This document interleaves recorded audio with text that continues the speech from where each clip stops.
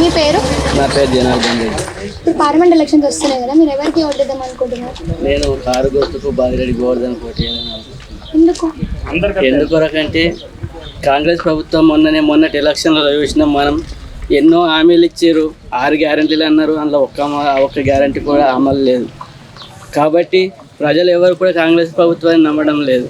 దగాకోరు మాటలు చెప్పడము, కాలయాపన చేసుకుంటా టైం వేస్ట్ వృధా చేస్తున్నారు తప్ప వచ్చేదేం లేదు, ఒరిగేదేం లేదని చెప్పేసి ప్రతి ఒక క్యాండిడేట్కి అర్థమైపోయింది. కాబట్టి మేము కారు గుర్తుకే ఓటేయాలని అనుకుంటున్నాం. ఇంకేమైనా పథకాలు వచ్చినాయా వాళ్ళ దగ్గర నుంచి? పథకాలంటే కాంగ్రెస్ ప్రభుత్వం నుంచి ఇప్పటికైతే ఒక పథకం కూడా మాకు అమల్లోకి రాలేదు. మేమైతే లబ్ధి పొందలేము. మాకు ఏదైనా లబ్ధి పొందినామంటే కాంగ్రెస్ ప్రభుత్వం నుంచి ఏం లబ్ధి పొందలే. టీఆర్ఎస్ ప్రభుత్వం నుంచి లబ్ధి పొందినాం. రైతు బంధు కానీ, రైతు భరోసా కానీ, ప్రతి ఒక్కటి మాకు పింఛన్స్ కానీ అన్నీ కూడా సక్రమంగా అందినాయి. ఈరోజు వ్యవసాయం చేసుకునేది మా లాంటి రైతులకు కూడా ఏది కూడా సహాయం లేకపోవడం వల్ల ఇబ్బందులు ఎదురవుతున్నాయి.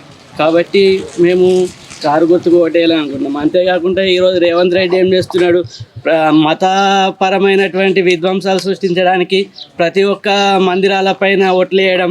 ఇటు పోతే సమ్మక్క సారక్క అంటాడు, అటు పోతే వేములవాడ రాజన్న అంటాడు, ఇటు వస్తే ప్రతి ఒక్క దాని మీద ఆయన ఓట్లు వేయడం జరుగుతుంది. మత విధ్వంసమైన చేయగలుగుతున్నాడు.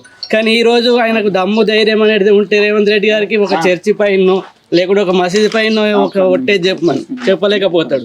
ఎందుకొరకంటే ఈ మన యొక్క హిందువులను మనోభావాలు దెబ్బతీయాలని చెప్పేసి ఈరోజు వాళ్ళు బీజేపీ కాంగ్రెస్ ఒకటి అనే విధంగా వాళ్ళు ఇద్దరు స్పందించడం జరుగుతుంది.